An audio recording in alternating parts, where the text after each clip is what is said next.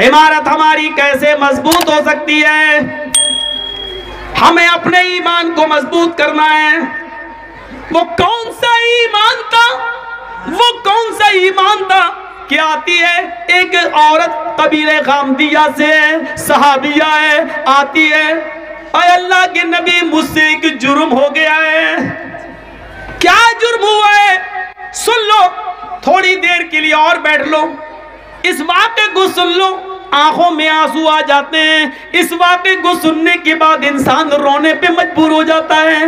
ये वाक़या हमारे ईमान को झंझोड़ता है। इस वाक़े को सुन लो, चले जाना थोड़ी देर, ये भीख में और डाल दो मेरी झोली में। इस वाक़े को सुन लो।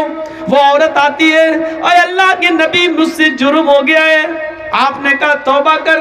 कहने लगी अल्लाह के नबी मैं इसी दुनिया में पाक होना चाहती हूँ, मैं इसी दुनिया में उस जुर्म की सजा पाना चाहती हूँ। आपने कहा तौबा कर, अल्लाह से मग़फ़िरत की दुआ मांग, अल्लाह गफूरुर रहीम है। कहने लगी मेरा जुर्म तो सुन लीजिए, क्या इस जुर्म की कोई माफी है भी या नहीं? अल्लाह के नबी ने कहा बता क्या तेरा जुर्म हुआ है, क्या तुझसे गलती हुई है? कहने लगी अल्लाह के नबी मेरा शौहर 2-3 साल से घर पे नहीं है। मैं जंगल में बकरियां चरा रही थी, मैं जंगल में बकरियां चरा रही थी।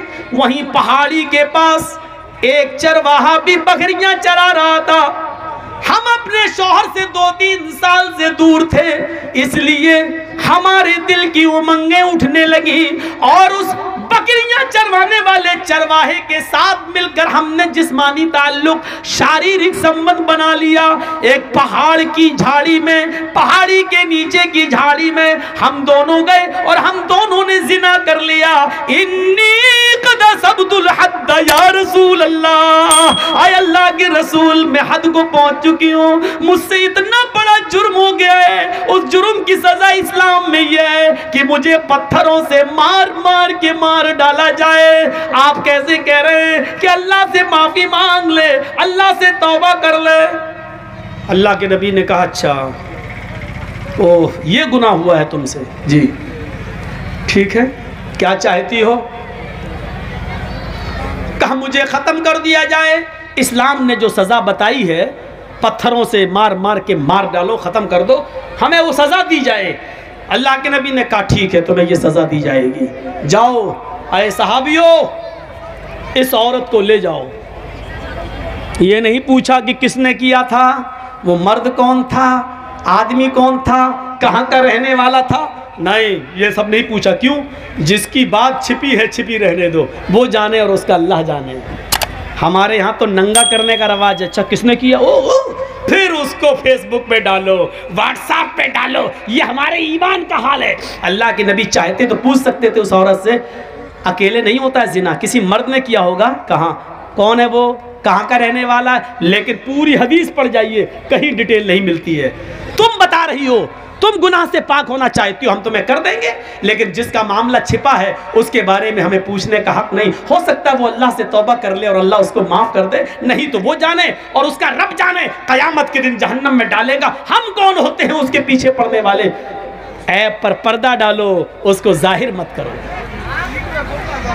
उसको जाहिर मत करो। ये मेरी माँ बहन इस वाक़े को सुने, बहुत अच्छा वाक़या है, तुम्हारे लिए वाक़या है, तुम्हें भी इससे इबरत मिलेगी। अल्लाह के नबी कहते हैं कि जाओ इस औरत को ले जाओ और सीने के बराबर, ये सीना जो होता है औरत का, यहाँ इतना इसको ज़मीन में गाड़ देना और सर पे पत्थर मारना, और उस वक्त तक पत्थर मारो जब तक कि ये औरत मर न जाए, इसकी रूह न निकल जाए। ये औरत की सज़ा क्या है? शादीशुदा मर्द की और शादीशुदा औरत की अगर वो जिना कर ले तो सज़ा क्या है? पत्थरों से मारा जाएगा। मर्द को दौड़ा दौड़ा के मारा जाएगा। मर्द को एक मैदान में खड़ा कर दिया जाएगा बीच में, और चारों तरफ पब्लिक रहेगी, आवाम, सबके हाथों में पत्थर होंगे, और इस तरीके से चारों तरफ घेरा बना लिया जाएगा कि वो भागने ना पाए, और बीच में उस आदमी को खड़ा कर दिया जाएगा और फिर पत्थर मारे जाएंगे। जहां से गुजरेगा वही पत्थर, सबके हाथों में पत्थर होना चाहिए। ये मर्द की, समझ रहे हैं जिना की सज़ा क्या है? जिसको हम मामूली काम समझते हैं वो इतना बड़ा जुर्म है शरीयत में। किसी की बहन और बेटी की इज्जत व आबरू से खेलना इतना आसान नहीं है शरीयत में। इसकी सज़ा, जब तुम किसी की इज्जत लूट रहे थे तो तुम्हारे जिस्म के हर बाल रोंगटे को, रुएं को उसका एंजॉय मिल रहा था, मज़ा मिल रहा था। इसलिए सज़ा भी ऐसी मिलनी चाहिए कि जिस्म के एक एक रोंगटे को और एक एक रुएं को उसका एहसास हो जाए। इसलिए सज़ा भी इतनी सख्त रखी गई है। मर्द को दौड़ा दौड़ा के मारा जाएगा, लेकिन औरत को दौड़ा दौड़ा के नहीं मारा जाएगा, क्योंकि उसकी बेपर्दगी हो सकती है। दौड़ेगी तो उसको ज़मीन का गड्ढा खोदा जाएगा और उसको खड़ा कर दिया जाएगा और सीने के बराबर मिट्टी डाल दी जाएगी, यानी इतना गाड़ दिया जाएगा सीने के बराबर यहाँ तक, और सर उसका खुला रखा जाएगा और फिर उसके सर पर पत्थर मारे जाएंगे और उस वक्त तक पत्थर मारा जाएगा जब तक कि औरत मर न जाए। चाहे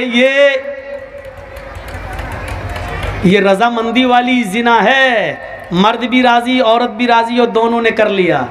जिना बिल जबर तो जिना होता ही नहीं है। अगर मर्द ने ज़बरदस्ती की तो वो जिना नहीं माना जाएगा, या औरत के साथ अगर ज़बरदस्ती की गई, वो बेचारी नहीं चाहती थी लेकिन बंदूक रखकर उसके साथ इज्जत लूटी गई, तो फिर औरत गुनाहगार नहीं होगी क्योंकि उसके साथ जबर किया गया। तो फिर मर्द को सज़ा दी जाएगी, औरत को नहीं। और औरत ने अगर बंदूक रख के गलत काम करवाया, मर्द ने मजबूर होकर गलत काम किया, तो औरत को सज़ा दी जाएगी, मर्द को नहीं।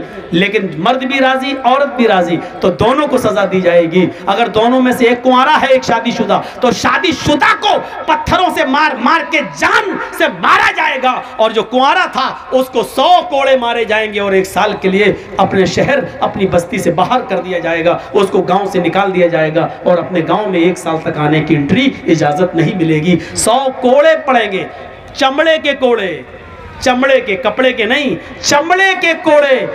10-20 कोड़ों में ही वो बैठ जाएगा और कराने लगेगा। 100 कोड़े में तो अल्लाह बेहतर जाने बचेगा भी कि नहीं बचेगा। तो मेरे भाइयों, 100 कोड़े जिंदगी भर के लिए फिर उठने के लायक नहीं रहेगा। अगर बच भी गया तो जिंदगी भर चलने के लायक नहीं रहेगा, उठने के लायक नहीं रहेगा बिस्तर पर। ऐसे 100 कोड़े उसके ऊपर मारे जाएंगे, और 100 कोड़े मारने के बाद भी उसको गांव में रहने की इजाजत नहीं। 1 साल के लिए उसको इस शहर से दूसरे शहर में दाखिल किया जाएगा। उसको अपने शहर में एंट्री नहीं है, क्योंकि उसको देखकर लोग उस लड़की को याद करेंगे, अच्छा ये ओ फला की लड़की के साथ इसने, तो उस लड़की की बेइज्जती होगी जिसके साथ इसने रेप किया है या जिना किया है। इसलिए उस लड़की की इज्जत को बहाल करने के लिए 100 कोड़े मार को इसको 1 साल के लिए इसको शहर से बाहर निकाल दो। ये इस्लाम ने सजा मुतय्यन की है। इस औरत को ले जाया जाने लगा। ईमान देखिए, ईमान। इस औरत से जिना का सुदूर तो हो गया, लेकिन जब होश में आई, जब इसको जवानी की गर्मी इसके दिमाग से निकलती है, तो सोचती है अल्लाह ये मैंने क्या कर लिया, अल्लाह ये मुझसे क्या हो गया, अल्लाह ये मैंने कितना बड़ा गुनाह कर लिया। अब मुझे इस दुनिया में जिंदा रहने का हक नहीं है। किसी को मालूम नहीं था, लेकिन इसने खुद अल्लाह के नबी को आकर बता दिया। इसके ऐब पर पर्दा पड़ चुका था, लेकिन फिर भी इसने आकर अल्लाह के नबी को बता दिया। अल्लाह के नबी ने कहा जाओ इस औरत को ले जाओ और इसको पत्थरों से मार मार के हलाक कर दो, मार मार के इस औरत को मार डालो। सहाबा उसको लेके जाने लगे, पकड़ा, चल जल्दी चल। उसको खींच लिया, वो गिर गई। जैसी वो काम दिया गिरी, वो औरत जमीन के ऊपर गिरी, तो उसने अपना पेट सबसे पहले पकड़ा ऐसे। सहाबा ने पूछा क्या हुआ, क्या बात है, ऐसे चलेगी तो कब तक पहुंचेगी तू मैदान में, कब तुझे मारा जाएगा। कहने लगी ओ मोहम्मद के साथियों सल्लल्लाहु अलैहि वसल्लम, आए नबी के साथियों, मुझे धीरे धीरे ले चलो। जिस आदमी ने मेरे साथ मुंह काला किया था, जिस आदमी ने मेरी इज्जत लूटी थी, जिस आदमी से मैंने जिना किया था, उस आदमी का गर्भ मेरे पेट में ठहर गया है, उसका हमल मेरे पेट में ठहर गया है। मेरे पेट में एक मासूम जिंदगी है, मेरे पेट में उस आदमी का बच्चा पल रहा है। धीरे धीरे ले चलो, मैं तेज नहीं चल सकती। सहाबा ने कहा तेरे पेट में बच्चा है? कहने लगी हाँ। रुको, सहाबा अल्लाह के नबी के पास आए अल्लाह के नबी, आपने उस औरत को कत्ल करने का, मारने का हुक्म दिया है, लेकिन उस औरत के पेट में तो बच्चा है। आपने बुलाया, इधर आओ। आई, तुम्हारे पेट में बच्चा है? जी। तो तुमने पहले क्यों नहीं बताया? कहा अल्लाह के नबी इसलिए नहीं बताया क्योंकि इस बच्चे का बाप वही है जिसने मेरे साथ जिना किया है, और मैं नहीं चाहती हूं कि ये बच्चा पैदा हो और जब इस बच्चे को बड़े होकर पता चले कि मेरा बाप का पता नहीं, मैं नाजायज औलाद हूं, तो ये जिंदगी भर मुझे गाली देगा। इसलिए मैं चाहती हूं कि मैं मरूं तो मेरे साथ मेरे पेट का बच्चा भी मर जाए। इसलिए मैंने आपको नहीं बताया।